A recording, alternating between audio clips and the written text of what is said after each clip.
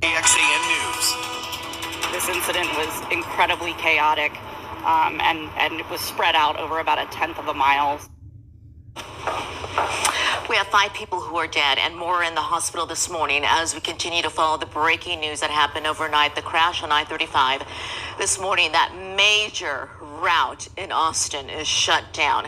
This is breaking news we've been following for you all morning long, and we will continue right here on KXAN News Today. I'm Sally Hernandez. And I'm Tom Miller. This is happening on the interstate between Howard and Palmer Lane. There is a lot to break down. We have team coverage for you. Tommy House watching your traffic maps. Mercedes Hernandez and Barrett Tryon are there for us on scene this morning. First, we want to get to Barrett with what we know so far. Good morning, Barrett.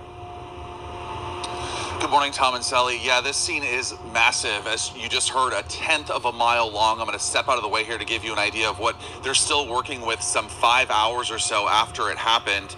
It involves about 17 vehicles. Some of those are semis. We know that, as you mentioned, at least 5 people have died. That includes a child and an infant. Now, 11 people were taken to area hospitals because of this. Most of them are in critical condition still at this hour. There were also people involved in the crash that were not hurt. Police and fire crews said during a news conference a little earlier this morning, calling that scene chaotic, as you heard when they first arrived. Now, a big question everybody wants to know: when will I-35 be reopened?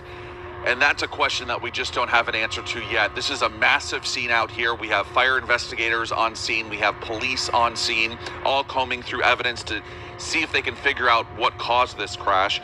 Southbound traffic, as we mentioned, is being detoured now. You have to get off at the Howard Lane service road. And when we arrived here on scene just after 3 o'clock this morning, traffic was already backed up. So as we mentioned, if you're traveling from North Austin, Williamson County, this will affect your commute this morning.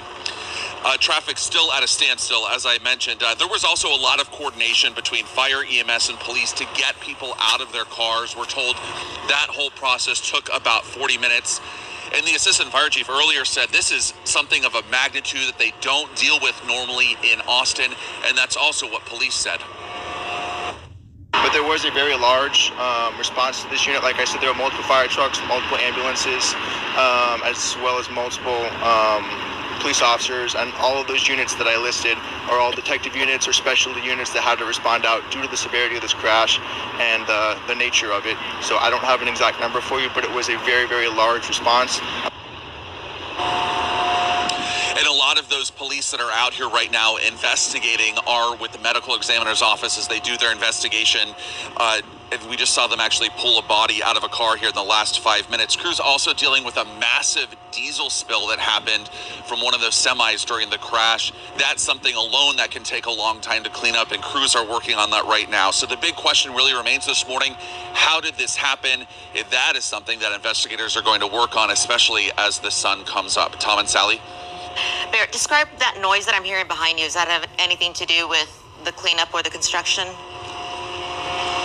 It does. That is actually part of the diesel spill, and that semi is probably on the very southern end of where this crash happened. So yeah, that's all part of it. They're out there cleaning it up, and officials only describing it as a massive spill. It was one of those side gas tanks that was split open during the crash. So there's diesel all over the roadway this morning. All right, Barrett Tryon there for us on scene this morning. Thank you, Barrett.